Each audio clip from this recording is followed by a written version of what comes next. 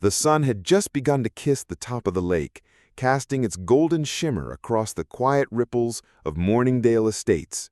At 6:03 a.m., the neighborhood slept on, its manicured lawns and beige homes perfectly sterile, perfectly dull. But at the edge of the lake, a quiet ritual began. 72-year-old Raymond Ray Booker unzipped the long canvas fishing case he'd had since 1985. His hands, thick and calloused from decades as a Navy machinist, moved with methodical grace. One cast, two, a deep breath, silence, save for the soft lap of water and the chirp of birds overhead. This wasn't just fishing.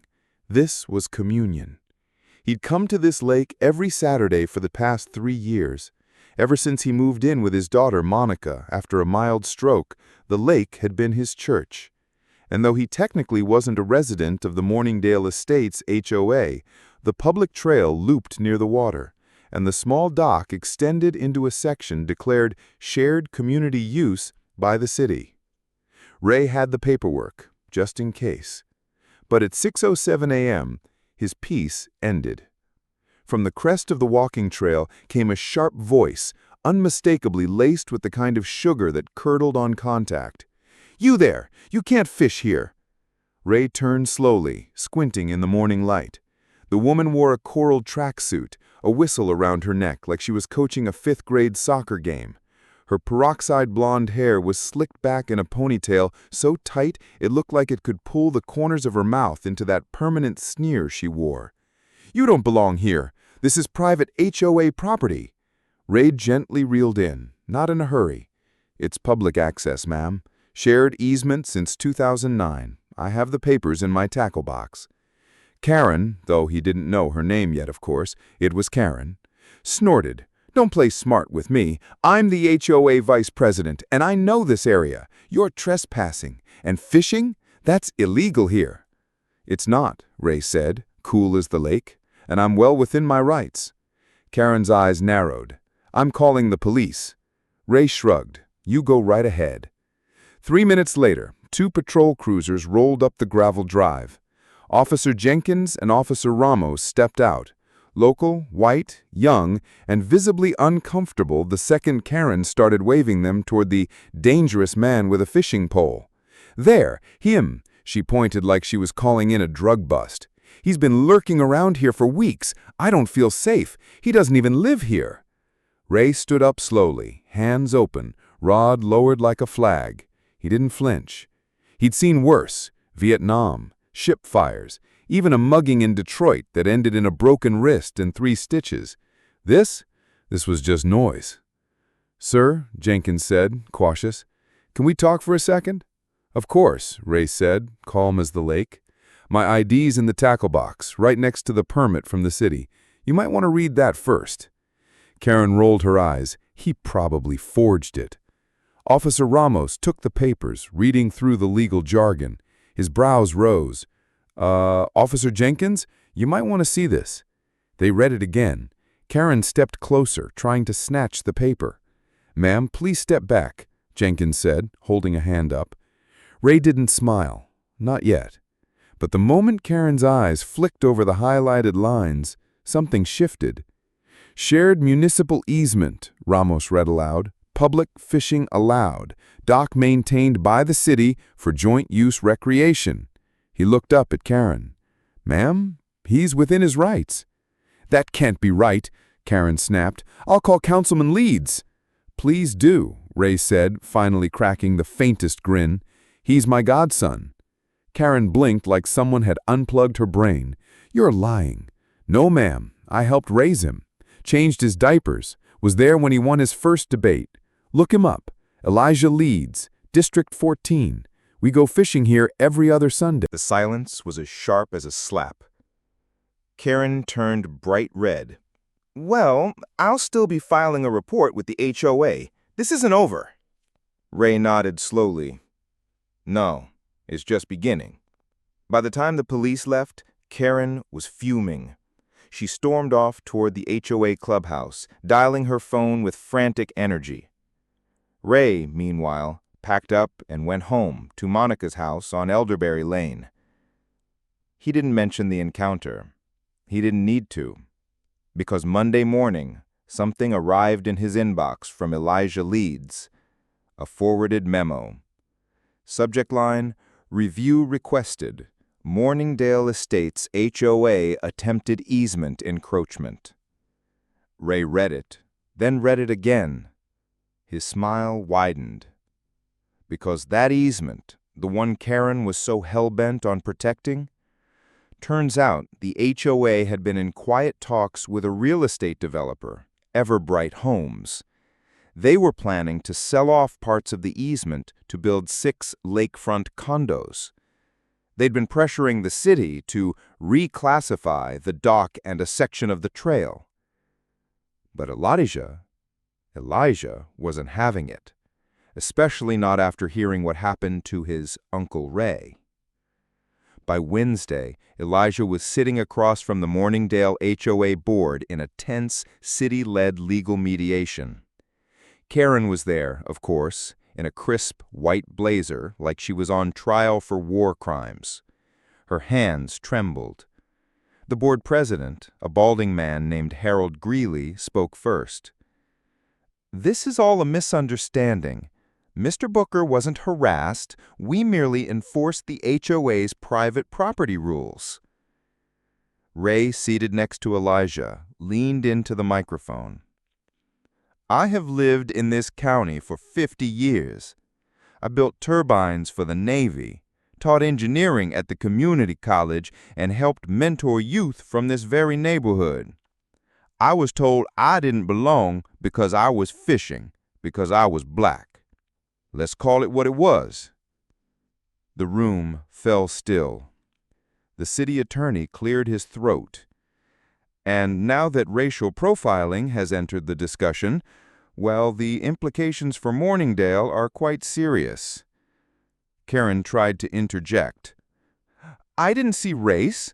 I saw a stranger with gear, fishing, that's all." Elijah cut in smoothly. "The HOA misrepresented land usage to the city. They requested an easement retraction without disclosing that it would violate a city citizen shared access agreement and that it would eliminate green space currently protected under the Recreational Equity Zone Act. That's a felony-level misrepresentation." Karen paled. The city attorney pushed forward 2 folders. "We are hereby revoking Morningdale's request for easement reclassification. Furthermore, the city will impose a fine for attempted misappropriation of protected land use. Estimated cost to your HOA is $2 million in damages and penalties." There it was. Ray said nothing. He didn't have to. The lake would still be there. And now, Karen and her HOA would be the ones drowning. The fallout began like the first tremor before an earthquake. By Friday morning, whispers became headlines. HOA faces $2 million lawsuit over racial profiling incident and illegal easement push. Local outlets ran with it first, then the regional news stations. By the following week, Ray's phone was ringing nonstop. But it wasn't just the attention that stunned Morningdale. It was the who. A local high school journalism student, Maya Khalid, had been filming for her Civic Voices project the morning Karen called the cops. Her camera had caught the entire encounter from across the lake. Karen's voice rising, her jabbing finger, her outright lie about Ray lurking. Maya posted it to TikTok. The caption, "They called the cops on my grandpa for fishing." It hit 3 million views in 36 hours. Karen's face was everywhere. One viral remix showed her pointing like a dictator, cut between shots of Ray calmly fishing. Another set it to gospel music with the chorus, "Don't test me, I fish with angels." Even John Legend shared it. Ray didn't say much about it, but when he went to fish the next Saturday, there were signs. Literal signs. One read, "Fishing with Booker, Saturday 6 a.m., peace and pancakes after." Another read, "Public land, public rights, We stand with Ray. Karen, on the other hand, disappeared.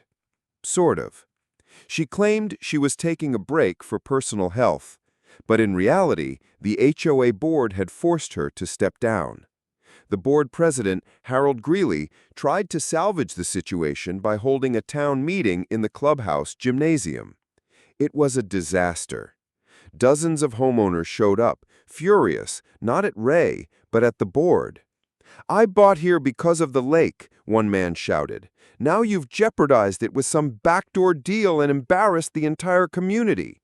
"You lied to us," another woman snapped.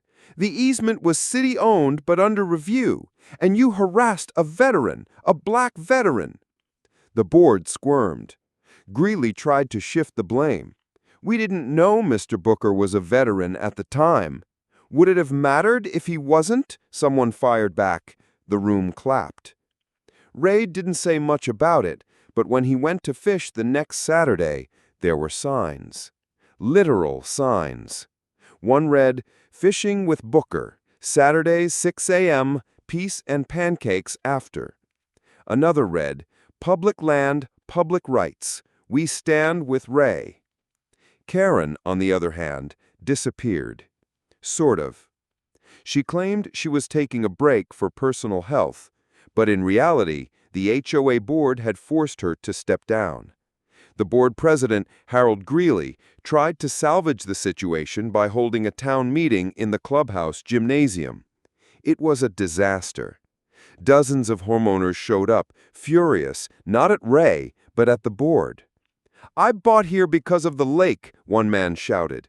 "Now you've jeopardized it with some backdoor deal and embarrassed the entire community." "You lied to us," another woman snapped. "The easement was city-owned but under review, and you harassed a veteran, a black veteran." The board squirmed. Greeley tried to shift the blame. "We didn't know Mr. Booker was a veteran at the time." "Would it have mattered if he wasn't?" someone fired back. The room clapped. Ray didn't say much about it, but he did something quieter, something deader. He invited the neighborhood kids, black, white, Asian, Latino, all of them, to a free weekend fishing clinic. With city support and a few grants, Ray launched Lines of Respect, a nonprofit aimed at teaching patience, community, and resilience through fishing. It wasn't about fish. It was about being seen. The first event drew over 100 people. Fathers came with sons, grandmothers with granddaughters. Even a few of the same residents who'd once nodded along with Karen showed up sheepish, apologetic, holding Tupperware full of biscuits or juice boxes. Ray welcomed them all, no exceptions. He stood on the dock, the same one Karen tried to claim, and said, "They tried to fence us out. But you can't fence in dignity. You can't fence in truth. This water, this space, it belongs to everyone." Monica teared up. Maya got it all on camera. Elijah gave a speech, then handed Ray a plaque from the city. In recognition of Raymond Booker, for casting more than lines, for casting light. Even Officer Jenkins showed up in plain clothes. He shook Ray's hand, quietly apologizing for not speaking up sooner. Ray just said, "Better to show up late than never." And Karen? Well, rumor had it she moved to a gated community 3 towns over. But the HOA there already knew her name and declined her application. Because the internet never forgets, and neither did neighbors. Ray still fishes every Saturday. Only now he's not alone. He's a symbol, a quiet, proud, unshakable symbol, that dignity doesn't come with titles or fences or bylaws. It comes with showing up, speaking out, and knowing you belong, even when someone tells you otherwise. Especially then,